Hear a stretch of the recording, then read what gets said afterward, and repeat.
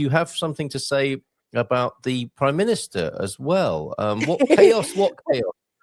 Prime Minister refuses to take health service horror stories. Is he gaslighting us?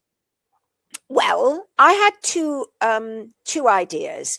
One of them is I actually think he might be on the spectrum. I don't think that's bad. I mean, I've got one of my boys, I think, is very much on the spectrum. I just never bothered to worry about it.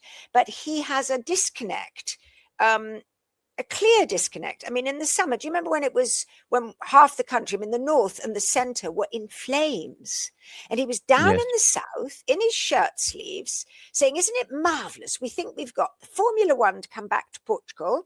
And, oh, yes, we're going to launch the tender for the building of the Algarve Central Hospital, something that's been a tender that's been launched and then, you know, let collapse. I think about 8 times.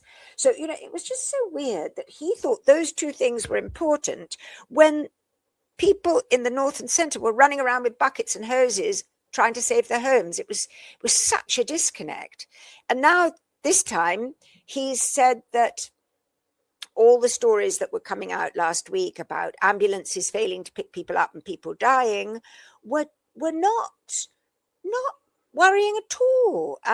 He said that this is just a perception of chaos. It's not chaos. And I just thought, wow, you know, either he's, you know, a little bit Aspergery or autistic, or it's this horrible sentence that came from Orwell, which I saw the other day. The party told you to reject the evidence of your eyes and ears. It was their final, most essential command. This comes from 1984. I mean, we're always being told what a handbook for our times. Yes. Yeah. Yes. Okay. So on one level, a sinister Orwellian representation of politics in Portugal.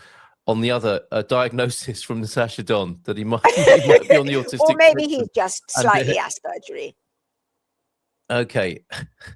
All right. Interesting. And of course, politics is all about perception and perhaps reading the room. That's an accusation of many politicians, isn't it? They're not reading the room. They're not understanding people.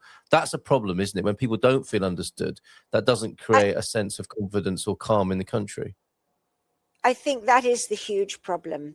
And the people that read the room are usually the ones that can say some really seriously empathetic things are usually, unfortunately, on such far left otherwise ideologies that you can't take them too seriously.